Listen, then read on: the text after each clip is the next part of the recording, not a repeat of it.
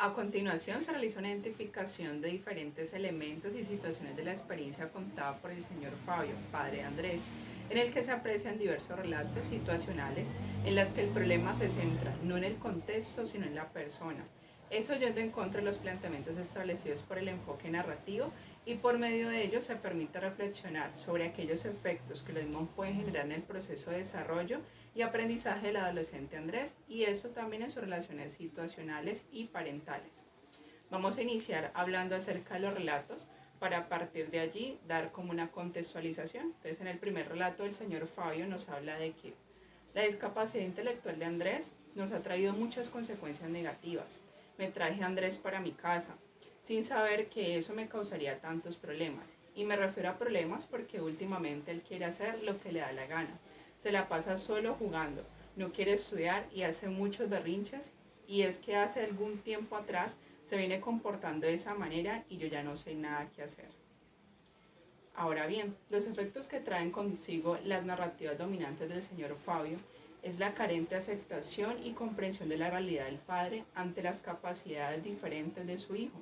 Tal vez esto le lleva a pensar que Andrés no cursa por ningún déficit cognitivo y que por ende los efectos o los actos de berrinches y el que él quiere hacer lo que le da la gana es un mero acto de rebeldía que le genera problemas en su vida cotidiana. Por ello, tal vez no busca ayuda profesional, porque la percepción que puede tener es sobre esos periodos de rebeldía pasajeros, sin trascendencia, desconociendo que dicha problemática va aún más allá. Todo lo anterior nos permite visualizar las maneras e interpretaciones que Andrés le da al mundo desde la interacción, el aprendizaje y su manera de explorar la realidad. Ahora bien, en el segundo relato nos habla el señor Fabio lo siguiente. El señor Fabio nos hace alusión en el que dice que dejé de darle las medicinas porque la mamá dice que las medicinas que le mandaron no sirven para nada.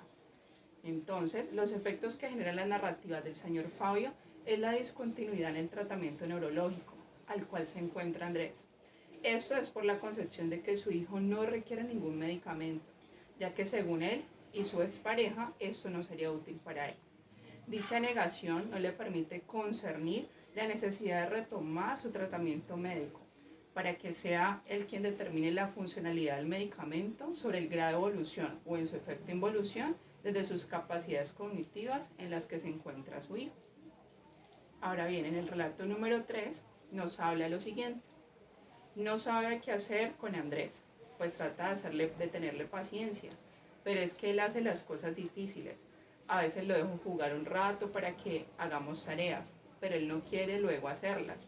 Incluso a veces le digo que estudie, así sean 10 minutos, para tenerme contento. Los efectos que se pueden generar tras escuchar el relato dominante del señor Fabio, en el que hay una carente comprensión y aceptación de la realidad, le da a entender de que su hijo solo quiere estar en medio del juego en actos de desobediencia, cuando él le pide que lógicamente haga algo al respecto.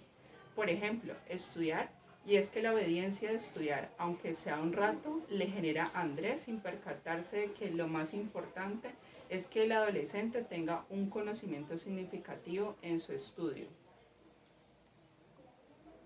En el cuarto relato nos habla lo siguiente. Yo he pensado volverle el niño a la abuela y quitarme ese problema de encima, porque sinceramente no tengo a nadie que me ayude. Mi trabajo es bajo presión, yo tengo que resolver todo el día problemas que se presentan en mi trabajo y eso es un tanto estresante. Y ahora tengo que hacer cosas en las que no tengo quien me ayude, por ejemplo, para preparar las comidas, ni quien me ayude a cuidar a Andrés. Yo no cuento con el apoyo de nadie.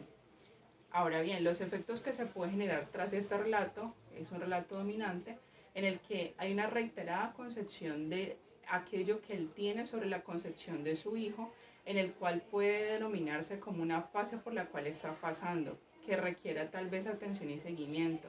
Esto le genera un problema porque sus redes de apoyo son escasas para el cuidado que requiere su hijo. Ahora bien, vamos a hablar por último el relato número 5 nos habla acerca en lo que el señor Fabio hace alusión a lo siguiente. Nos dice, las tareas que le dejan en el colegio, todo el tiempo es mande y mande cosas por hacer, como si yo no tuviera nada que hacer. Por ende, los efectos que se pueden generar en el relato es un relato dominante y de poder por parte del padre. Y es esa concepción personal de que no es necesario que el colegio le dejen tantas actividades para hacer en casa.